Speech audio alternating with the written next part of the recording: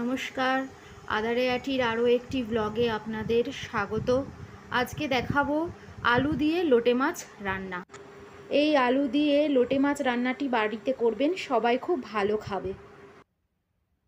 রান্নাটি করতে যে যে উপকরণগুলো লাগবে সেগুলো হলো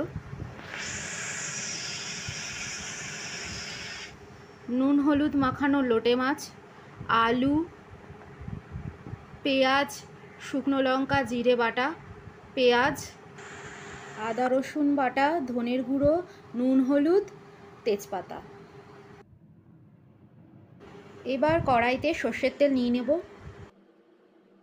তেল গরম হয়ে আসলে কালো জিরে ফোড়নে দিয়ে দেব। এরপরে আস্তে আস্তে আলুটি ছেড়ে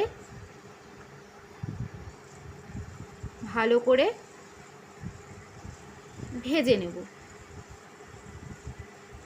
ভালো করে আলুটি ভাজা হয়ে গেলে এর মধ্যে একে একে নুন হলুদ একে একে দিয়ে দেব।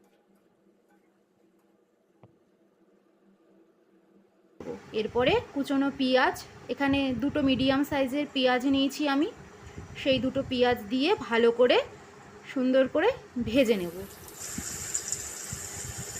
এরপরে ওই বাটা মশলাটি দিয়ে দেব।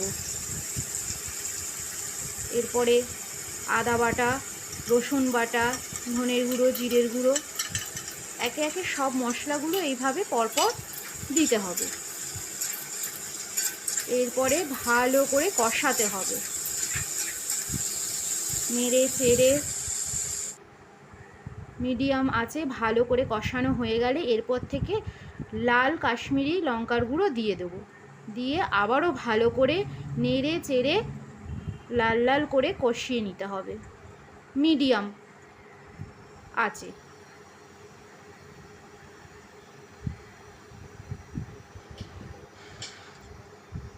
ভালো করে কষানো হয়ে গেলে এরপরে লোটে মাছগুলো আলতোভাবে এর উপর দিয়ে ছেড়ে দেবো। এরপরে কাঁচা সর্ষের তেল একটু এর উপর দিয়ে ঘুরিয়ে ঘুরিয়ে দিয়ে দিতে হবে। এরপরে আবারও নেড়ে চেড়ে সুন্দর করে, জল দেব না, মিডিয়াম আঁচে 10 মিনিটের মতন নেড়ে চেড়ে ভালো করে ঢাকা দিয়ে রাখবো।